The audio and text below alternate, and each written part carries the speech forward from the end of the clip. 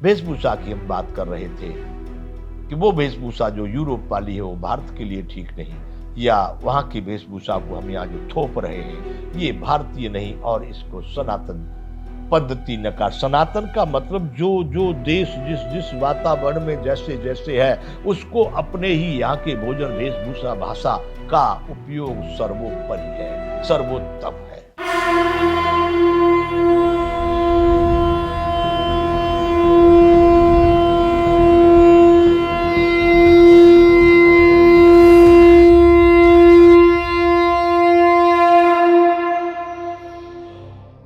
तो बंधुओं, हम चिंतन कर रहे हैं सनातन जीवन विज्ञान। यहां हम चर्चा कर रहे थे उस विद्यार्थी की जो शिशु अब 5 वर्ष का होने के बाद विद्याध्ययन के लिए हम उसको प्रेरित कर रहे हैं, प्रोत्साहन दे रहे हैं। उस विद्यार्थी को यदि आपने गुरुकुल व्यवस्था में रखा, वहीं रहना है, वहीं पढ़ना है, वहीं पर, तो गुरुकुल व्यवस्था तो है नहीं, अब अंग्रेजी टाइप में जो है हॉस्टल की व्यवस्था है, तो वहां पर पहली बात तो ये है, मैं जो कहना चाह रहा हूं वो व्यवस्थाएं बहुत मुश्किल है। यदि कहीं है तो सांगोपांग पूर्ण तरह से नहीं, आधी अधूरी। भोजन उच्च कोटि के साग सब्जियां, ताजे फल इत्यादि आहार विहार के अन्न उच्च प्रकार के, फिर उनकी पद्धति भी, उनको बनाने की, उनको सिद्ध करने की, उनको तैयार करने की जो पद्धति है, उसमें जो डालने वाले मसाले इत्यादि, तेल, घी या और भी जो तत्व हैं वो किस प्रकार से हैं, ये सब चीज का ये हम बताएंगे सनातन जीवन विज्ञान की आगे वाली प्रक्रिया में। लेकिन यहाँ पर इन सब चीजों को उस ढंग से देखना अनिवार्य है जहां विद्यार्थियों को आपने फिर वेशभूषा की हम बात कर रहे थे कि वो वेशभूषा जो यूरोप वाली है वो भारत के लिए ठीक नहीं, या वहां की वेशभूषा को हम यहाँ जो थोप रहे हैं ये भारतीय नहीं और इसको सनातन पद्धति नकार। सनातन का मतलब जो जो देश जिस जिस वातावरण में जैसे जैसे है उसको अपने ही यहाँ के भोजन वेशभूषा भाषा का उपयोग सर्वोपरि है, सर्वोत्तम है। मैं नहीं कहता कि यूरोप की वेशभूषा बेकार है, मैं नहीं कहता कि दूसरे देशों के व्यवहार बेकार है, मैं नहीं कहता वहाँ का आहार बेकार है, मुझे वहाँ का उतना ज्ञान नहीं, लेकिन सार्वजनिक सार्वभौमिक शाश्वत रूप से मैं जरूर कहता हूँ कि सनातन जीवन पद्धति सबको उपयोगी है।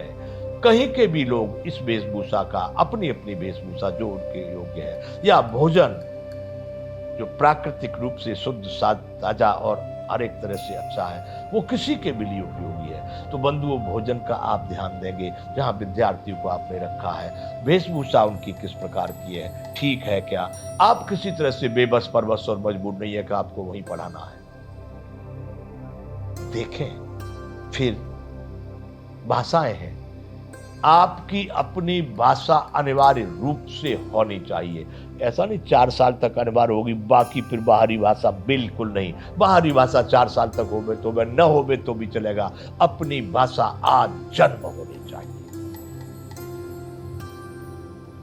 इससे उत्तम ज्ञान कुछ नहीं। अपनी भाषा में अपने पूर्वजों की कहानियां, अपने सिद्धांत, अपनी परंपरा, अपनी सभ्यता, अरे अपना सब कुछ अपनी भाषा में आपको प्राप्त हो जाएगा। तो बंधुओं, वैसी व्यवस्था में, वैसे विद्यालय में आपने विद्यार्थी को रखा जहां ऐसी व्यवस्था है, फिर वहां का पाठ्यक्रम क्या है? मैं वर्तमान पाठ्यक्रम को उचित नहीं मानता। सीधी सीधी विद्या आनी चाहिए, तकनीकी विद्या होनी चाहिए, सभ्यता की विद्या होनी चाहिए, अध्यात्म विद्या होनी चाहिए, धार्मिक विद्या होनी चाहिए। ये कौन सी विद्या जिसमें धर्म नहीं, जिसमें अध्यात्म नहीं, जिसमें सत्य नहीं, जिसमें कुछ नहीं है साहब। मैं आज के पाठ्यक्रम को नहीं उतना महत्व देता जितना मैं सनातन विद्या को महत्व देता हूं। अब सनातन कहे आप, सनातन की कौन सी विद्या भाई? सनातन का कौन सा पाठ्यक्रम होना चाहिए? सबसे पहले पाठ्यक्रम ये होना चाहिए उस देश का जो भी संविधान है। मैं वर्तमान में इस संविधान को भाई मैं नहीं समझ पा रहा हूं। कौन पढ़ेगा इतना बड़ा संविधान? आप जानते हैं, सत्य में निष्पक्षता से, शुद्ध आत्मा से बताइए, आप संविधान को जानते हैं? ईमानदारी से सोचिए, आप पढ़े हैं? वैसा संविधान भी किस काम का जिसको कोई जानता ही नहीं है। क्या लागू करेंगे आप उसको कहेंगे संविधान का जानकार है? सबसे पहले भारत का, उस देश का जो भी संविधान है, हर एक विद्यार्थी को आना चाहिए, तब न वो संविधान का पालन करेगा। दूसरा, उस देश के जो भी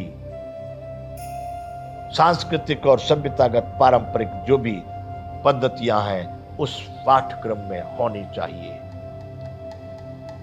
तीसरा, राष्ट्रभक्ति प्रत्येक विद्यार्थी को बचपन से उस पाठ्यक्रम में, उसके आचरण में डालनी चाहिए। चौथी, धार्मिकता। ये समझ लेना बंधु, ये हिंदू मुस्लिम सिख ईसाई यहूदी पारसी क्रिश्चियन ये धर्म है, बिल्कुल नहीं। धार्मिकता, धर्म कहते हैं उसको जो सनातन है, यानी प्राणी और प्रकृति के लिए जो अपने जीवन को लगाता है वह धर्म है। अभिप्राय यह है, परोपकार का पाठ्यक्रम होना चाहिए, पुरुषार्थ का पाठ्यक्रम होना चाहिए। किसी भी विद्यार्थी को अपने कर्तव्य में अडिग होकर के कार्य कर सके। सुना दो राम और अर्जुन कृष्ण की कथाएं, लेकिन उनकी समझ में आना चाहिए। पिताजी मर जाएंगे ये राम को मालूम है, लेकिन कर्तव्य से विमुख नहीं हुए। मर जाएंगे तो मर जाएंगे, मेरा कर्तव्य है, मुझे उनकी आज्ञा का पालन करना है। जा रहे हैं लोग, रो रहे, वो मुंह में नहीं आ रहे। आज हमारे कथाकार लोग ऐसे कथाएं सुनाते हैं कि लोग रो रहे हैं, खुद भी रो रहे हैं। अरे बंधुओं, आंसू बहाने की आवश्यकता नहीं है। बातें करने वालों, राम और कृष्ण की कथा सुनाने वालों, मेरी बात को ध्यान से सुन लो। उन्होंने पत्थर हृदय बनाए, गोपियां रोवे चाहे माता पिता रोवे, लेकिन उनको जहां जाना है, जो करना है वो करना है। वहां पिताजी मरने के लिए तैयार है, राम को जो करना है वो करना है। अर्जुन सामने खड़े हुए, भाई बंधु कुटुंब परिवार, मारना है तो मारना है। अरे भावना से नहीं बंधुओं, कर्तव्य से, आचरण से देश को समझो। मैं ऐसी कथाओं का बहिष्कार करता हूं जो लोगों को इतना कायर और कमजोर और भावना विभोर बनाते जा रहे हैं, जो अपने जीवन को भी ढंग से नहीं जी सकते। वही सब परेशान है जो इतने प्रतिबंधों में, इन भावनाओं में, इन भाव को रोने आंसू बिल्कुल बेकार हो गए वो लोग। तो बंधुओं, वह पाठ्यक्रम उस विद्यालय में होना चाहिए जहां आपके बच्चे पढ़ने जा रहे हैं। यदि ये व्यवस्थाएं नहीं है तो बंधुओं, उस देश में आप भी हो, उस देश के सामने आकर के, अपने शासकों के सामने जाकर के उनसे विनय अनुरोध या जैसे भी आप करवा सकते हैं, अपने देश के, अपने पूर्वजों के, अपनी सभ्यता के, अपने सनातन के पाठ्यक्रम को लागू कराएं। वरना तो जो चल रहा है वो सब ठीक ही है, अब इसे व्यवस्थित करना है। अगर अभी व्यवस्थित नहीं किए, समझो जीते जी मरना है। तो बंधुओं, अब उस विद्यार्थी के लिए जो शिशु बच्चा बन गया, पढ़ने योग्य हुआ है, विद्यालय में भेज रहे हैं, तो इन सभी चीजों को जानकर, देखकर, समझकर, अब वो सब सही है, लेकिन वहां के अध्यापक, जो पढ़ाने वाले गुरुजन हैं, जो शिक्षक हैं, वो किस स्वभाव वाले हैं। कुछ तो शिक्षक बिल्कुल तामसी है, कुछ क्रोधी है, कुछ ऐसे हैं जिनको अपने घर से रोज झगड़ा करके आते हैं, असंतुष्ट हैं। वो क्या पढ़ाई पढ़ाएंगे, वो केवल अपना एक, क्या कहते हैं उसको, फॉर्मेलिटी, मतलब एक दिखावा कर देंगे, हो गया काम पूरा, खाना पूर्ति। किसी को पल्ले पड़ा, किसी ने पढ़ा ना पढ़ा, कोई समझा ना समझा, उन्होंने अपनी खाना पूर्ति की, भाई चलो जयराम जी की। बंधुओं, ये देश इतनी भ्रमित है, ये देश उसमें पड़ गया है सबसे अधिक अगर पेमेंट में देख रहा हूं, वेतन उन शिक्षकों के लिए है जिन शिक्षकों का मुझे समझ में आ रहा है कि जिनकी पढ़ाने की पद्धति या पढ़ाने का कोई ढंग या उनके तो जीवन में इतना क्रंदन और आक्रोश भरा हुआ है, तो देश कहां पहुंच गया। शिक्षक देश का सर्वोपरि उत्तम व्यक्ति होता है। उनके स्वभाव और गुण को अभी आपको पता होना चाहिए। वैसे ही देश में शिक्षक होने चाहिए। बंधुओं, आगे चर्चा करेंगे, यहां पर विराम करते हैं। जय विश्व बंधु।